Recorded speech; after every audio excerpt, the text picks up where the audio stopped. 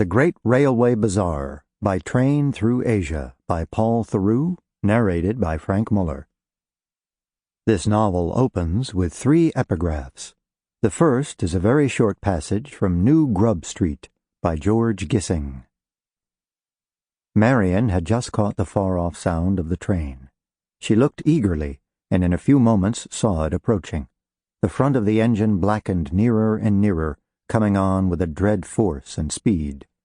A blinding rush, and there burst against the bridge a great volley of sunlit steam. Milvain and his companion ran to the opposite parapet, but already the whole train had emerged, and in a few seconds it had disappeared round a sharp curve.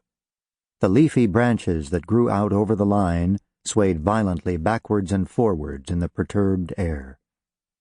"If I were 10 years younger," said Jasper, laughing, "I should say that was jolly. It inspirits me. It makes me eager to go back and plunge into the fight again." The next quote that opens this book is from Ulysses, by James Joyce.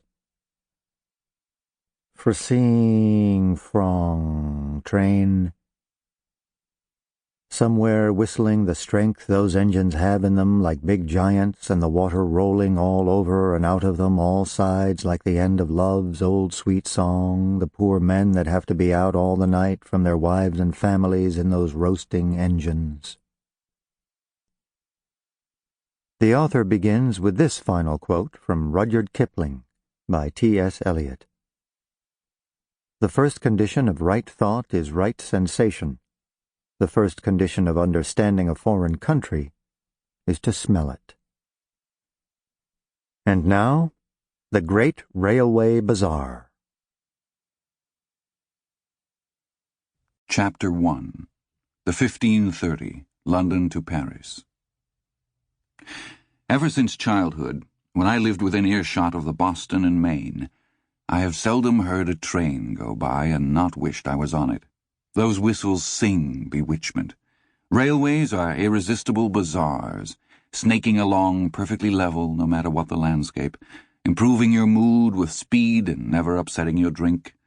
The train can reassure you in awful places, a far cry from the anxious sweats of doom airplanes inspire, or the nauseating gas sickness of the long-distance bus, or the paralysis that afflicts the car passenger.